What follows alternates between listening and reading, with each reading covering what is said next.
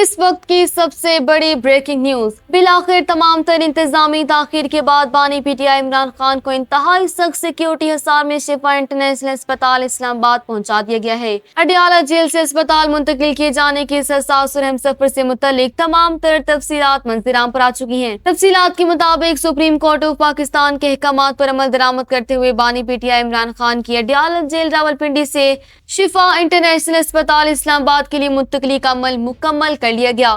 روانگی سے قبل جیل کے اندر ان کا تفصیلی میڈیکل چیک اپ کیا گیا، جس میں ان کے ہمشیر اور ذاتی معالج ڈاکٹر فیصل سلطان بھی موجود تھے۔ کاغذی کارروائی کی مکمل پاسداری کے بعد عمران خان کو بلیک ونڈو والی bullet proof Toyota Land Cruiser میں بٹھا کر اڈیالہ جیل کے گیٹ نمبر 5 سے روانہ کیا گیا، جس کے ساتھ elite force, anti riot squad, بختر بند گاڑی اور جدید طبی آلات سے لیس ایمبولینس بھی شامل تھی۔ روانگی کے دوران سیکیورٹی داروں کی جانب سے خصوصی اور کثیر رخی ٹریفک پلان مرتب کیا گیا تھا۔ اڈیالہ جیل سے سیکٹر H8 میں واقع شفا انٹرنیشنل اسپتال تک کا تقریباً 25 سے 30 کلومیٹر کا فاصلہ جام ٹریفک میں 45 سے 60 منٹ لیتا ہے۔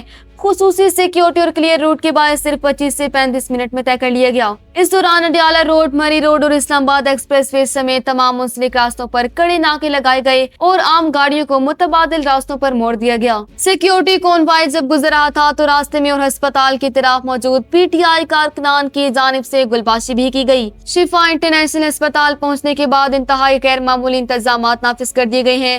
ہسپتال کی تیسری منزل کو مکمل طور پر خالی کروا کر عارضی طور پر سب جیل